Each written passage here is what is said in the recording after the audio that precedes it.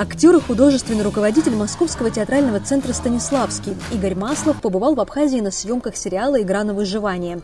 И уже тогда задумал привезти своих воспитанников сюда. Он буквально влюбился в нашу республику и отметил ее киногеничность и удобство для съемок совершенно разных климатических зон.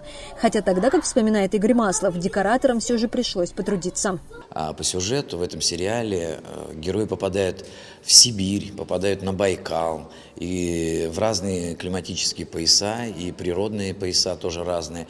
И все это снималось здесь у вас.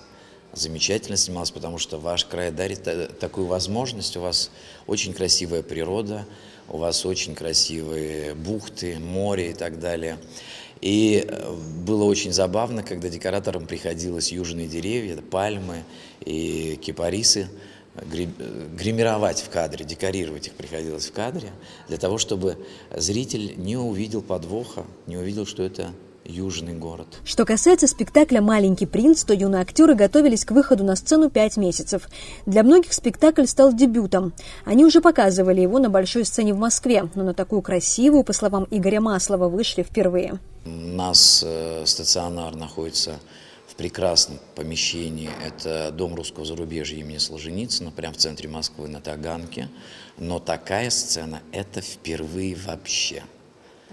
Такая, ну, красивая у вас сцена. Да у вас театр какой замечательный. Мы ходили здесь, смотрели его, разглядывали. У вас просто превосходный театр.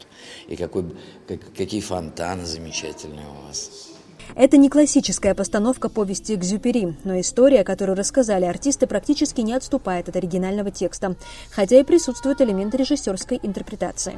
Наш спектакль поставлен так, что все действия, происходящие в истории «Маленького принца», это детский лагерь, куда там, где были хулиганы, и они выбросили книгу «Маленького принца» в окно. Маленький принц прилетел на помощь и решил рассказать детям свою историю. И все это происходит в манере того, что дети переодеваются и помогают маленькому принцу рассказывать историю. Среди юных актеров оказались и опытные артисты с большим послужным списком.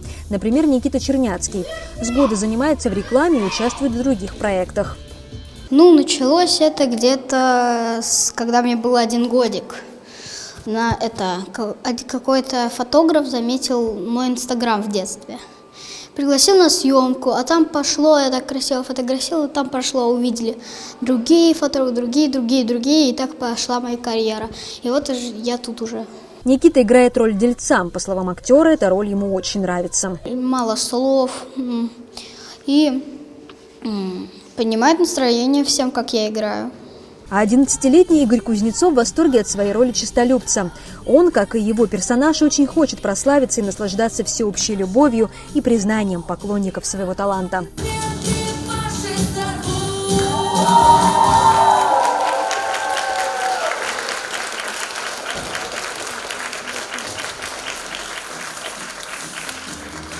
Юный артист мечтает о карьере актера и благодарит маму, которая разглядела в нем лицедейский талант и отправила в театральную студию. Если бы я мог пойти туда сам, а не при помощи мамы, я туда бы пошел, потому что, это для меня казалось бы слишком сложным.